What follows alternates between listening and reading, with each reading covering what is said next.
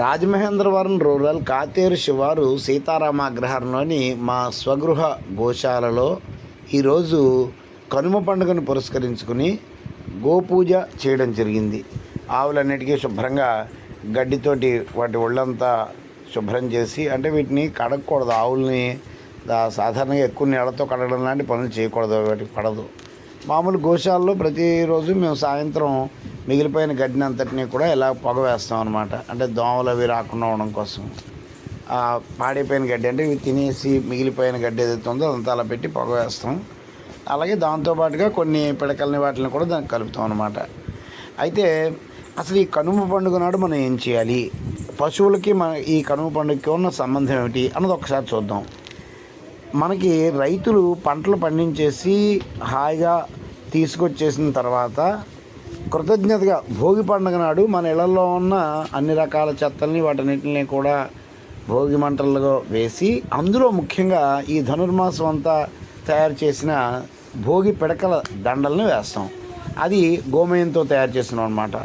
అందులో చాలా సంస్కృతి సంప్రదాయాల్లో మనకి సైంటిఫిక్గా చాలా కారణాలు ఉన్నాయి. ఎన్నో రకాల దుష్టశక్తులను పోగొట్టడం కోసం పెద్దవాళ్ళ నుంచి అయితే ఏదో ఒకలా పోతాయి, పిల్లల నుంచి ఖచ్చితంగా దుష్టశక్తులు పోవాలంటే భోగి పిడకల దండ వేయాలి, ఆవు పేడతో చేయబడిన పిడకల్ని వేయాలి అని.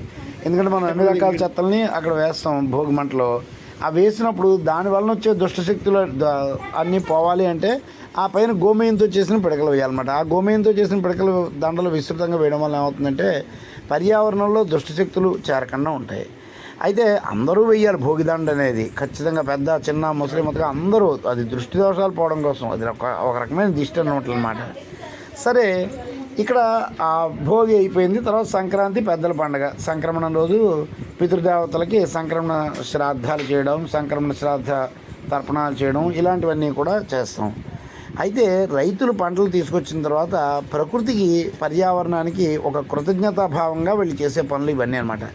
ఈ భోగి పిడకల్లో ఈ కృతజ్ఞతాభావం ఏంటంటే పొలాలు దున్నడానికి అన్నిటికీ కూడా ఎద్దులే ఉపయోగపడేవి. పూర్వం పొలాలన్నీ ఎద్దులతో దున్నేవారు. అలాగే గోమయంతో వచ్చిన ఎరువుల్ని పొలాలకి పంటకి వాటికి వాడేవారు, పండడానికి వాటికిను. అంటే పశువులే దీని మొత్తానికి. అలాగే అక్కడి నుంచి ఇంటికి తీసుకురావడానికి మళ్ళీ ఎద్దుల బండికి బళ్ళ మీద ఎక్కించి ధాన్యం బస్తాలని ఇంటికి తీసుకొచ్చేవారు. అలా ఎద్దులు ఆవులు చాలా ప్రాముఖ్యత ఉందన్నమాట. ఈ నెల్లాళ్ళు కూడా ఈ వ్యవసాయం మొత్తానికి సహకారం చేసేది ఆవులు ఎద్దులు అనేది ఒక రకమైన కృతజ్ఞతాభావం అన్నమాట. అందుకని ఆవుల్ని ఎద్దుల్ని ఈ నెల్లాళ్ళు పోషిస్తారు, బాగా పూజిస్తారు. పూజించి ఈ కృతజ్ఞతాభావంతో ఆ గోమయాన్ని వేస్తారు. అంటే ఆ కృతజ్ఞతాభావం అనేది, భక్తిభావం అనేది ఒక వంతు అయితే, రెండోది సైంటిఫిక్గా దానికి ఉన్న కారణాలు ఏంటంటే దుష్టశక్తులన్నీ పోవడం కోసం భోగిమంట సంక్రమణ అనేది. ఇంక ఈ కనుమనాడు ఏంటంటే ఇంక వీటిని ఎన్నాళ్ళు మరి వినియోగించాం కదా, ఈ రోజు మాత్రం పూర్తిగా వీటికి స్వేచ్ఛని ఇచ్చేసి శుభ్రంగా వాటికి కావాల్సినంత పెట్టి వాటిని శుభ్రం చేసి పండుగ చేస్తాం అనమాట. ఇదంతా కృతజ్ఞతాభావం అనమాట. అయితే ఇలా చేస్తే మనకి ఎన్నో రకాల ఆయురారోగ్య ఐశ్వర్యాలు వర్ధిల్లుతాయి అనేది మన విశ్వాసం. అది కూడా నిజమే. విదేశాల్లో కౌ హగ్గింగ్ అనే ఒక ప్రక్రియ చేస్తున్నారు. అది మనం అందరం చూస్తున్నాం. కౌ హగ్గింగ్ అని, ఆవుని హగ్ చేసుకుంటే రకరకాల రోగాలు పోయి బీపీ అన్నీ కూడా కంట్రోల్లో ఉండి హార్ట్ ప్రాబ్లమ్స్ అవి రాకుండా ఉంటాయని చెప్పేసి దాన్ని ఏకంగా లక్షల్లో ఖర్చు పెట్టి మరీ కౌ హగ్గింగ్ అనేది చేస్తున్నారు. అంటే ఈ కనుమ నాడు మనం చేసే పని ఏంటంటే ఆవుల్ని పూర్తిగా ఆవులతోటే ఉండి ఆవులకి శుభ్రంగా సేవలు చేయడం, పూజలు చేయడం, ఇవన్నీ చేయడం ద్వారా మనం ఆవులతో ఎక్కువగా ఉంటాం. ఆ ఆవులతో ఎక్కువగా ఉన్న ఆవుని జాగ్రత్తగా మనం తీసుకున్నట్లయితే, ఎంత పొడిచి ఆవైనా సరే జాగ్రత్తగా తీసుకున్నట్లయితే అది మనల్ని ఏమీ చేయదు. చక్కగా దాంతోపాటే ఉన్నట్లయితే మన శరీరంలో ఉన్న రకరకాల దుష్టశక్తులు దూరం అయిపోతాయి. ఇది సైంటిఫిక్గా మనకు వచ్చే లాభం. శాస్త్రీయ మామూలు మన విశ్వాసపరంగా అయితే ఈ వ్యవసాయం మొత్తానికి సహకారం చేసిన ఆవులకి, గోజాతులకి కృతజ్ఞతాభావంతో చేసే పని. అదే సైంటిఫిక్గా అయితే దుష్టశక్తులు, పర్యావరణంలో ఉన్న దుష్టశక్తులు అన్నింటినీ కూడా పోగొట్టడానికి చేసే పని. ఏది ఏమైనా మన సనాతన ధర్మంలో ఒక కృతజ్ఞతాభావమైనా లేకపోతే ఒక సైంటిఫిక్ భావమైన అన్నీ కూడా మన శ్రేయస్సు కోసమే, మన శ్రేయస్సు కోసం చేయబడినవే ఈ వ్యవస్థలన్నీ కూడాను. అయితే ఆవుల్ని ఈరోజు కనీసం ఈరోజైనా సరే పూజిస్తే, మన ఈ సంవత్సరం మొత్తం చేసినా చేయకపోయినా ఈరోజైనా సరే పూజిస్తే ఎంతో కొంతైనా పుణ్యం లభిస్తుంది అనేది దీంట్లో ఉన్న అంతర్భావం. ఎక్కడెక్కడికి వెళ్ళైనా సరే ఆవులన్నింటినీ శుభ్రంగా, ఆవు కనిపిస్తే ఆవు, ఎద్దు కనిపిస్తే ఎద్దు, ఎక్కడ కనిపిస్తే మన ఇంటి దాకా వస్తుంది అంటే ఇంక మనం ఎంతో అదృష్టవంతులం అని అర్థం. మన కోసం ఆ వదిలిన వాళ్ళు ఎవరైతే ఉన్నారో ఆ యజమాని మహానుభావుడు అని అర్థం. దురదృష్టవశాత్తు చాలామంది ఆవును రోడ్డు మీద వదిలేస్తున్నారంటూ రోడ్డు ఎక్కేసి ఆవును రోడ్డు మీద వదిలేస్తున్నారు. ఆవులు అవి తినేస్తున్నాయి అంటూ చెప్తున్నారు. వాళ్ళు ఎవరు ఇళ్లలో ఆవులను పెట్టుకోరు. ఆవు వీళ్ళ దాకా వచ్చింది అనేది మరి వాళ్ళకి తెలియని తనంతో, అవగాహన రాహిత్యంతో చెప్తున్నారు. ఎవరైనా యాక్సిడెంట్ చేస్తే ఆ యాక్సిడెంట్ చేసిన వాళ్ళని శిక్షించాలి కానీ గో యజమాని శిక్షించడం ఏంటి అనే ప్రశ్న కూడా ఎవరు అడగలేకపోతున్నారు. ఆ స్థాయికి ఈరోజు మనం దిగజారిపోయాం, చాలా వరకు దిగజారిపోతున్నాం. ఇప్పుడైనా సరే ఒక సంకల్పం చేసుకుని ఖచ్చితంగా ఆవును నేను పోషిస్తాను, ఇంట్లోనూ నాకు సొంత ఇల్లు ఉందంటే ఒక్క ఆవునే నేను ఇంట్లో పెట్టుకుంటాను అనే సంకల్పం చేసుకుంటే మంచిది. అలాగే ఆవుల్ని స్వేచ్ఛగా రోడ్డు మీద తిరగడానికి ఎవరైతే వదిలిపెడుతున్నారో వాడు మహానుభావుడిని గుర్తించండి. గో యజమానులను శిక్షించేలాంటి వ్యవస్థ ఉంటే దాన్ని మీరు ప్రతిఘటించండి. ఉన్న ఆవుల్ని చూసేవాళ్ళే లేరు ఈరోజు. అటువంటిప్పుడు ఆ ఆవులను కూడా, ఆ యజమానులను కూడా శిక్షించేలాంటి వ్యవస్థలు చేస్తుంటే అది మనకి ఇంకా చాలా నష్టం కలుగుతుంది. అది దృష్టిలో పెట్టుకోండి అందరూ కూడాను. ఖచ్చితంగా ఆవులని ఎవడైనా ఒక యాక్సిడెంట్ చేస్తే వాడిని శిక్షించేలా వ్యవస్థ చేయాలి ఖచ్చితంగా. రోడ్డు మీద యాక్సిడెంట్ చేసినప్పుడు, అలాగే రోడ్డు మీద ఎక్కడైనా మనకు గాయాలతో ఆవు కనిపిస్తే దానికి ప్రాథమికంగా మనం చేయాలి సేవలు. ఆ తర్వాత ఎవరినైనా చేయించాలి. యజమాని రావాలి, యజమాని వచ్చేస్తాడు అని చెప్పేసి 10 మంది చూపించగా మనం చేయగలిగే పని మనం చేయాలి ఖచ్చితంగాను. అయితే ఇటీవల ఒక ఆవుకి నేను ఏం చేయలేకపోయాను, చాలా బాధ కలిగింది నాకు. అది ఏం జరిగిందో కూడా తెలియదు. అందరికీ సమాచారం తెలియజేస్తాను, చుట్టుపక్కల వాళ్ళందరికీ కూడాను. వాళ్ళందరూ వస్తాము చేస్తాము అన్నారు కానీ ఎవరు వచ్చారు ఏం చేశారో తెలియదు. ఇంక నేను మళ్ళీ పట్టించుకోలేకపోయాను. ఎందుకంటే నా నుంచి ఒక 20 కిలోమీటర్ల దూరంలో ఉన్న వ్యవస్థ అది. దాంతో అయితే అలా కాకుండా చుట్టుపక్కల వాళ్ళు ఎవరైనా సరే నాది ఈ బాధ్యత, నేను చేస్తే మనకి మంచి జరుగుతుంది అందరికీ అనే ఒక భావంతో చేస్తే బాగుంటుంది. సరే, ఇదంతా అయిన తర్వాత ఇందులో మేము హారతి ఇచ్చినప్పుడు కూడా గోమేపు ధూప్ స్టిక్స్ని గోమేపు పిడక మీద హారతి ఇచ్చామన్నమాట. ఆ ధూప్ స్టిక్స్ వినియోగించడం వలన ఏమవుతుందంటే ఆ గోమేపు ధూప్ స్టిక్స్ ఈ పర్యావరణ హితమైందనమాట. అలా తయారు చేయడం జరిగింది. సరే, ఏది ఏమైతేనే ఈరోజు కనుమ పండుగ నాడు ప్రతి ఒక్కళ్ళు కూడా విధిగా గోవులకి పూజ చేయాలి అనే వ్యవస్థని అలవాటు చేసుకుంటే వారి ఆరోగ్యానికే మంచిది.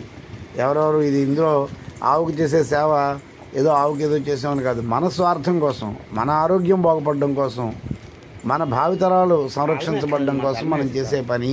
మన ఆరోగ్యం బాగుంటే మన భావితరాలు చక్కగా ఆరోగ్యవంతంగా ఉంటాయి. అది దీనికి వందే గోమాతరం. ఇది అందరికీ అవగాహన కల్పించడం కోసం మేము చేసిన ఈ ప్రక్రియను ఒకసారి ఈ విధంగా చూపించడం అనేది జరుగుతుందన్నమాట. మేము నిత్యం ప్రతి కనుమనాడు ఈ విధంగానే చేస్తూ ఉంటాం. ఇది శ్రీమద్ విశ్వావసనామ సంవత్సర కనుమనమాట. 16/1/2026 నాడు. చిన్న చిన్న పిల్లలు అందరూ కూడా, మా వాళ్ళందరూ కూడా ఆవుల దగ్గర చక్కగా తిరుగుతూ ఉంటారు, చేస్తూ ఉంటారు. ఆవులు కూడా అంత ప్రేమ అభిమానాన్ని కూడా పిల్లల మీద చూపిస్తాయి. అయితే కనుమ పండుగ అయిపోయింది కదా, ఇప్పుడు తెలుసుకుని ఏం చేస్తాం, అయ్యో మళ్ళీ కనుమ పండుగ నాడు చేద్దాము అని ఆలోచించకండి. మనం ఎప్పుడు చేస్తే అప్పుడే పండుగ, ఆవు ఎప్పుడు కనిపిస్తే అప్పుడే పండుగ. నష్టమే లేదు, ఇప్పుడు జరిగిపోయిన నష్టమే ఏమీ లేదు. ఇప్పుడే చేసుకోండి. ఒక రోజు నిర్ణయించుకోండి చక్కగా అందరూ కలిసి, మీ కుటుంబం వారందరూ కూడా ఆవులకి సేవ చేయండి. మా గ్రామంలో మా వీధిలో ఉన్న ఆవులకి చేస్తాం సేవ అనుకోండి, నష్టం లేదు, ఎప్పుడైనా చేయొచ్చు. అలాగే ఇంట్లో ఆవును పెట్టుకోవడానికి ప్రయత్నించండి. ఇప్పుడు విదేశీ కుక్క ఎంతో ప్రమాదకరమైన కుక్క, క్రూర జంతువు. కొంతమంది చెప్పే మాట ఏంటంటే ఆవులు పొడి చేస్తాయండి, ఆవులను పెట్టుకుంటే అదే ప్రాబ్లం అండి, అందుకే భయం, ఆవు దగ్గరికి వెళ్ళమంటారు. ఆవు పొడి చేయండి. సింహాన్ని కూడా మనం మచ్చిక చేసుకుని ఆడిస్తున్న రోజులు ఇవి. పాములను మచ్చిక చేసుకుని ఆడిస్తున్నాం. అంత దూరం ఎందుకు? విదేశీ కుక్కల్ని, అంటే మన కుక్కలు కూడా కాదు ఇవి. ఆ కుక్క కరిస్తే ప్రాణానికి కూడా ప్రమాదమే. అలాంటి కుక్కలను కూడా మనం చక్కగా మచ్చిక చేసేసుకుని ఏకంగా మనతో పాటే వాళ్ళని పడుకోబెట్టేసుకుని వాటితో ప్రశాంతంగా వాటితో పాటు పడుకుని నిద్రపోతున్నాం. అంతటి స్థాయికి దిగజారిపోయిన వాళ్ళం. ఈ ఆవును మనం చేసుకోలేమా? మన జాతి సంపద ఇది. మన అమ్మ, మన ఆయురారోగ్య ఐశ్వర్యాలకి కారణం ఈ గోమాత. అంచేత గోమాతని పూజ చేసుకోవడానికి మనకు ఎప్పుడు పూజ చేస్తే అప్పుడే సుదినం, అప్పుడే కనుమ. మనం ప్రకృతికి, గోమాతకి, వీళ్ళకి కృతజ్ఞతగానే ఉండాలి. ఎందుకంటే మనం తింటున్నాం అంటే వీళ్ళ వరం, ప్రకృతి ఇచ్చింది కాబట్టి, సకాలంలో వర్షాలు కురిసాయి కాబట్టి, అలాగే సకాలంలో గోమాత మనకి సేవ చేసింది కాబట్టి, ఇవన్నీ ఉండబట్టే మనకి సకాలంలో తిండి వస్తుంది. అందుకని కృతజ్ఞతాభావంతో వాళ్ళకి ఎప్పుడు మనం పూజ చేస్తూనే ఉండాలి. అంటే ఒక సామాన్యమైన విషయంగా చెప్తున్నాను ఇది. అదే ఒక ధార్మిక పరంగా ఆలోచించినట్లయితే 3.5 కోట్ల దేవతామూర్తుల యొక్క ఏకస్వరూపం గోమాత. మనం ఒక దేవాలయానికి వెళ్ళినా వెళ్ళకపోయినా ఆ దేవాలయం చోట్లోనే ఉండాలి, ఖచ్చితంగా దేవాలయానికి వెళ్ళాలి, ఆ దేవాలయం దగ్గరికి మనం వెళ్ళాలి. కానీ గోమాత తిరిగే దైవం, కదిలే దైవం, మందాక వచ్చే దైవం. అంచేత మనకి శ్రీకృష్ణ పరమాత్మ ఒక మాట చెప్పాడు, గావోమే అగ్రతస్సంతు గావోమే సంతు పృష్ఠత గావోమే పార్శ్వయోస్సంతు గవా మధ్య వసామ్యహం అని. అంటే గోవులు నా ముందున్నాయి, నా వెనకాల ఉన్నాయి, నా చుట్టూ పక్కల్లో ఉన్నాయి, నేను గోవుల మధ్యలోనే ఉంటాను అని. అంటే అలా గోవులతోటి సంచరించడం ద్వారా ఆయన పరమాత్మ అయ్యాడు, భగవద్గీత చెప్పగలిగే అంతటి గొప్పటి భగవంతుడు అయ్యాడు. అంచేత మనం కూడా గోవులను అలా పెట్టుకోవాలంటే అది శ్రీకృష్ణ పరమాత్మ ఏం చెప్పాడో అది మనకు ఆదర్శం అనమాట. అలా బతకమని మనం కూడా అలా ఉండవలసిన ఆవులను తీసుకెళ్ళి ఎక్కడో గోశాలలో పెట్టేయాలి అంటే ఆ గోశాలలో ఉన్నాడు ఎవడో ఒకడు ఖచ్చితంగా వ్యాపారాత్మకమైన ఆలోచన చేశాడంటే అక్కడి నుంచి కబేళాలకు వెళ్ళిపోతాయి. అంటే ఆవుల్ని చంపడం కోసం ఎదురు చూసే వాళ్ళకి ఆవుల్ని ఇచ్చినట్లు అవుతుంది అంతే. అది చివరికి రోడ్డు మీద తిరిగి ఆవు ప్లాస్టిక్లు తినేస్తుంది అంటే తింటుంటే మీరు పెట్టకుండా, ప్లాస్టిక్ దాంతో పెట్టకుండా అవగాహన కల్పించండి, మీకు మీరు మారండి. అలాగే రోడ్డు మీద యాక్సిడెంట్ చేస్తున్నాడు, యాక్సిడెంట్ చేసిన వాడిని పట్టుకొని ఖచ్చితంగా మీరు అందరూ శిక్షించండి, ఖచ్చితంగా వాటి డబ్బులు ఖర్చు పెట్టి చేయించండి. ఇటువంటి పని మానేసి పైగా బుద్ధిని వాడి తప్పు. కానీ అవి కూడా మన ట్రాఫిక్ నియంత్రణే కదా. మనం రోడ్డు మీద ఆవు కనిపిస్తే కనీసం మనం అప్పుడైనా నియంత్రణలో ఉండాలి కదా. మనం వేగంగా వెళ్ళిపోయి ఏం చేయాలి, మనం పోతాం కదా. మనం పోకుండా ఆవుని ఉద్దేశం అంటే అవి కూడా చూసుకుంటూ ఉండాలి మనం. అంచేత ఖచ్చితంగా ఆవుని రోడ్డు మీద వదిలేవాడు మహానుభావుడు. ఆవుని మనకాక వదిలేడు. ఆ యజమాని ఎంత బాధపడతాడో తెలియక ఎక్కడైనా ఏదైనా ఇబ్బంది వెళ్తుందేమో. ఇలా జరిగినప్పుడు గో యజమాని శిక్షించడం అనేది చట్టాలు చేస్తున్నారు వీళ్ళు, జీవోలు ఇచ్చేస్తున్నారు ఏకంగాను. రాజమండ్రిలో చాలాసార్లు జరిగింది ఆ జీవో. రోడ్డు మీద ఆవులను వదిలినట్లయితే వాళ్ళు కఠినంగా యజమానులు కఠినంగా శిక్షించబడును అని చేశారు. అలాగే శిక్షలు విధించారు, యజమానుల దగ్గర నుంచి జరిమానా వసూలు చేశారు, పోలీసులు పిలిచి చాలా దారుణంగా ఇబ్బందులు పెట్టారు. అందుకని అటువంటి పరిస్థితిని మనం ప్రతిఘటించాలి. మనం ప్రతిఘటించకపోతే ఇలాంటివి జరుగుతాయి. ఓ పక్కన కుట్రపూరితంగానూ మన నుంచి ఆవులను దూరం చేయడానికి ప్రయత్నాలు జరుగుతున్నాయి. ఇప్పుడు మనం కూడా గో యజమానుల్ని నిందించడం లాంటి పరిస్థితులు చేస్తే మా ఇంట్లో ఆవులు ఇప్పుడు ప్రస్తుతం ఉన్నాయి. కొన్ని ఆవులు బయట తిరుగుతూ ఉంటాయి, అవి తిరుగుతూనే వస్తూ ఉంటాయి. వాటిని వదలాలి తప్పదు, వాటికి గాయాలు అవి ఉన్నాయి, ఇన్ఫెక్షన్స్ ఉన్నాయి. వాటిని కట్టేసి మనం పోషిస్తే పురుగులు పట్టేసి అవి చనిపోయే ప్రమాదం కూడా ఉంది. అందువలన వాటిని పోషించడానికి విధానం ఉంది. మనం ఆ ముసలి తల్లిదండ్రులని వృద్ధాశ్రమాలకి, ఆ గోమాతల్ని గోశాలకి పంపించేస్తే మన దగ్గర ఇంకా మన జ్ఞానం మిగలదు, మన మంచి చెడ్డలను చూసుకునే వ్యవస్థలు మిగలవు. అంచేత వాళ్ళు కుట్రలు చేస్తున్నారు విదేశీయులు, మనం కుట్రలకి బానిసలు కావద్దు, మనమే పోషించుకుందాం. మన ప్రాంతంలో ఆవులు తిరగాలి, ఆవులు తిరుగుతుంటే మనకు మంచిది. కనీసం ఇలాంటి ఎప్పుడైనా సరే మనం చేసుకోవడానికి అవకాశం ఉంటుంది. మనకి కృతజ్ఞతాభావం లేదు అంటే మనం ఏం చేయలేం. నేను మొన్న చూసినప్పుడు ఆవుని కష్టపడి లేపాను, హైవే మీద యాక్సిడెంట్ జరిగిన ఆవుని లేపి అక్కడ పడుకోబెట్టి చాలా వరకు ప్రయత్నించాను, చుట్టుపక్కల అందరికీ చెప్పాను చేయమని చెప్పేసి. మరి ఏం చేశారో తెలియదు. అలాగే గోమయంతో రకరకాల ఉత్పత్తులను కూడా మేము తయారు చేస్తున్నాము. ఇలా గోవుకి సంబంధించిన ఏ సమస్య ఉన్నా ఇబ్బంది ఉన్నా సరే మాకు తెలియజేయండి. గోమయ ఉత్పత్తులను ఎలా చేసుకోవాలన్నా, గోమయ ఉత్పత్తులు కావాలన్నా సరే మమ్మల్ని వాట్సాప్ ద్వారా సంప్రదించవచ్చు. మా వాట్సాప్ నంబర్స్ 9492050200, 8247557718. ఈ నంబర్లకైనా సరే. గోమైపు ప్రమిదలు ఇవి, గోమైపు ధూప్ స్టిక్స్ ఉన్నాయి, గోమైపుతో రకరకాల వస్తువులు ఉన్నాయి. మన పర్యావరణాన్ని బాగు చేసుకోవడం మన చేతుల్లోనే ఉంది. పర్యావరణానికి మనం కృతజ్ఞతాభావంతో ఉన్నంతసేపే మనకు కావలసిన తిండి దొరుకుతుంది, పర్యావరణం కూడా సక్రమంగా ఉంటుంది. అందువల్ల వీటన్నింటినీ దృష్టిలో పెట్టుకుని అందరం కూడా చక్కగా కృతజ్ఞతాభావంతో గోజాతులను కాపాడుకుందాం. తద్వారా మన భావితరాల్ని సంరక్షించుకుందాం. వందే గోమాతరం. మనకి చెప్పబడిన ఆర్షయ వాక్యం వినాగావో ననోమహి, గోవులు లేకపోతే భూలోకంలో మనుషులు ఉండరు అని. అంచేత గోవులు ఉన్నంతసేపే మన బతుకు, గోవులు మన చుట్టూ ఉన్నంతసేపే మన బతుకు. మనం గోవులను దూరం చేసుకుంటే మన బతుకు ఉండదు. నాలాంటి వాళ్ళు ఎవరో ఒకళ్ళు ఇంకా ప్రయత్నాలు చేస్తున్నారు కాబట్టి ఇంకా గోవులు మిగిలాయి. ఇవి కూడా పోయాయి అనుకోండి, చివరికి గోమాతలు పూర్తిగా దూరం అయిపోతాయి. ధనుర్మాసంలో ఖచ్చితంగా గోమయంతో గొబ్బెమ్మలు పెట్టడం, ఈ సంప్రదాయాలని మనమే కాపాడుకోవాలి. భోగి పడకల్ని సంప్రదాయాన్ని మనమే కాపాడుకోవాలి. కనుమనాడు గోపూజ మనమే కాపాడుకోవాలి. ఇవన్నీ మనం కాపాడుకుంటేనే మిగులుతాయి. గో సంపద ఎంత వర్ధిల్లితే మనం అంత బాగుపడతాం. అందుకే అంటారు గోబ్రాహ్మణేభ్య శుభమస్తు నిత్యం లోకా సమస్తా సుఖినో భవంతు అని. అంటే ఆ గోవులు కాపాడాలని చెప్పే మంచి బ్రాహ్మణులు సుఖంగా ఉన్నంతసేపే మన లోకాలన్నీ కూడా బాగుంటాయి అని. ఇందులో దీన్ని ఎవరు ఏం చెప్పినా ప్రలోభాలను మాత్రం నమ్మొద్దు.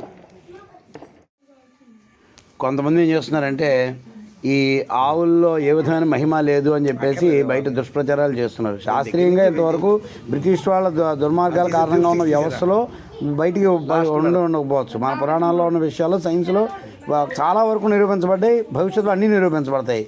కానీ ఈ పవిత్రతను మనం కాపాడుకుందాం. అలాగే బ్రాహ్మణుల్లో కూడా ఏమీ లేదు అని చెప్పేసి దుష్ప్రచారం చేస్తున్నారు. అంచేత దుష్ప్రచారం నమ్మద్దు. మేమైతే గో సూక్తము, శ్రీ సూక్తము ఇలాంటి మంత్రాలతోటి, వేద మంత్రాలతోటి చక్కగా చేస్తూ ఉంటాం.